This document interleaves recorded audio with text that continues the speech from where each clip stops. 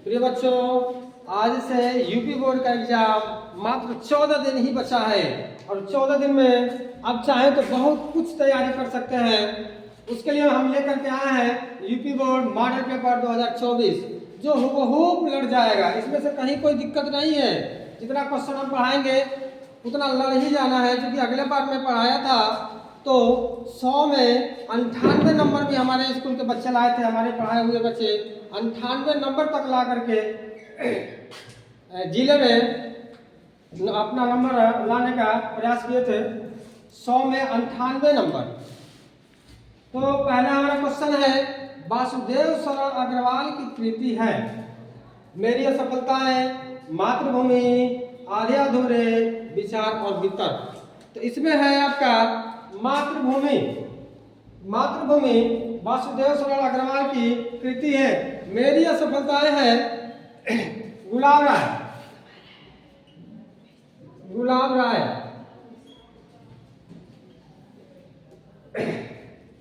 और मातृभूमि है वासुदेव सरल अग्रवाल के आधे अधूरे। आधे अधूरे हैं मोहन राकेश। आधे अधूरे लिखे हैं मोहन राकेश। मोहन राकेश। इनकी और कृतियां हैं लहरों का राजहंस। लहरों का राजहंस आषाढ़ का एक दिन। लहरों का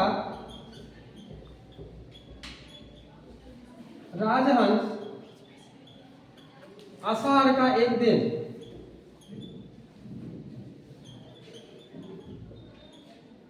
आषाढ़ का एक दिन। और विचार और वितर्क है डॉक्टर हजारी प्रसाद द्विवेदी। हजारी प्रसाद द्विवेदी। दूसरा क्वेश्चन हमारा है, इनमें से हजारी प्रसाद द्विवेदी की रचना नहीं है। तो अभी आप लोग पढ़े हैं विचार और वितर्क हजारी प्रसाद द्विवेदी की रचना है। साहित्य का मर्म हजारी प्रसाद द्विवेदी की रचना है। साहित्य और हिंदी साहित्य की भूमिका इन्होंने लिखा है बिल्लेसुर बकरी। तो ये तीनों क्या हो जाएगा, गलत हो जाएगा और ये आपका ऑप्शन सही हो जाएगा। बिल्लेसुर बकरी रचना है सूर्यकांत त्रिपाठी निराला। इनकी रचना है बिल्लेसुर बकरी।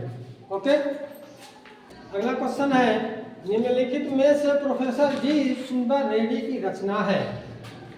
आलवाल, मेरे विचार, मैंने सिर्फ पहुंचाई, गबन। इनमें से प्रोफेसर जी सुंदर रेड्डी की रचना है। ये आपको बताना है कि प्रोफेसर जी सुंदर रेड्डी की कौन सी रचना है। तो ये है मेरे विचार। मेरे विचार। आलवाल आगे की रचना है। आलवाल आगे की रचना है।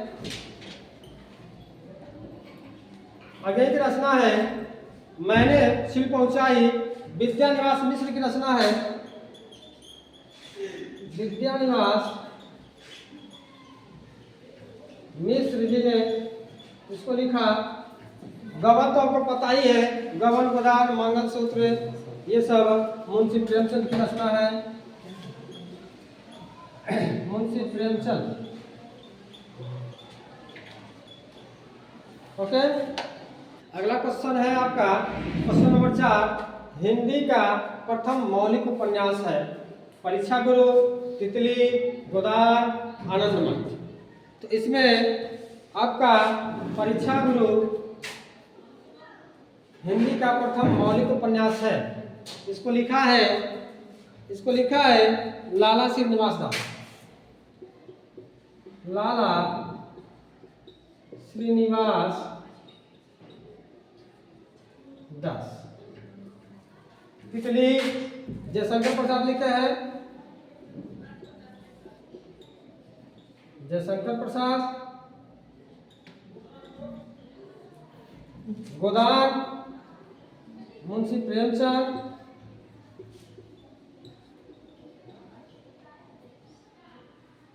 आनंदमठ बैंकिम चंद चटर्जी। बैंकिम चंद चटर्जी, बंकिम चंद्र चटर्जी ने लिखा है आनंद मठ। इसके जगह पूछ देगा, कोई भी इसमें से पूछ देगा, तितली भी पूछ देगा, गोदान भी पूछ देगा, आनंद मठ भी पूछ देगा कि किसकी कृति है, तो आप बताएंगे। तितली पूछेगा तो जयशंकर प्रसाद बताएंगे, गोदान पूछेगा तो मुंशी प्रेमचंद बताएंगे, आनंद मठ पूछेगा तो बंकिम चंद्र चटर्जी बताएंगे। ओके, अगला क्वेश्चन है प्रश्न नंबर 5, हिंदी गद्य के उत्कर्ष का सूर्योदय काल था। तो हिंदी गद्य के उत्कर्ष का सूर्योदय काल द्विवेदी युग, भारतीय युग, स्वतंत्र योत्तर युग और शुक्ल युग। इसमें भारतीय युग था, इसमें भारतीय युग था। इसमें भारतीय जी हिंदी के प्रति बहुत विशेष ध्यान दिया था। इनका जन्म हुआ था, भारतीय जी का 1850 में जन्म हुआ था और 1868 से ये काव्य रचनाएं लिखना शुरू कर दिए। और द्विवेदी युग 1900 से 1922 तक चला था। शुक्ल युग यानी इसको आप छायावादी युग भी कह सकते हैं, 1919 से 1938 तक। और यह है स्वतंत्र योत्तर युग है 1947 से अब तक। ओके, अगला क्वेश्चन है प्रश्न नंबर 6, अयोध्या सिंह उपाध्याय हरिऔध द्वारा रचित महाकाव्य है। रसकलास, रुक्मिणी परिचय, वैदेही वनवास, अधिकिला खंड। तो आपका वैदेही वनवास हरिऔध द्वारा रचित महाकाव्य है। ओके, तब तक के लिए इतना ही। बहुत बहुत धन्यवाद।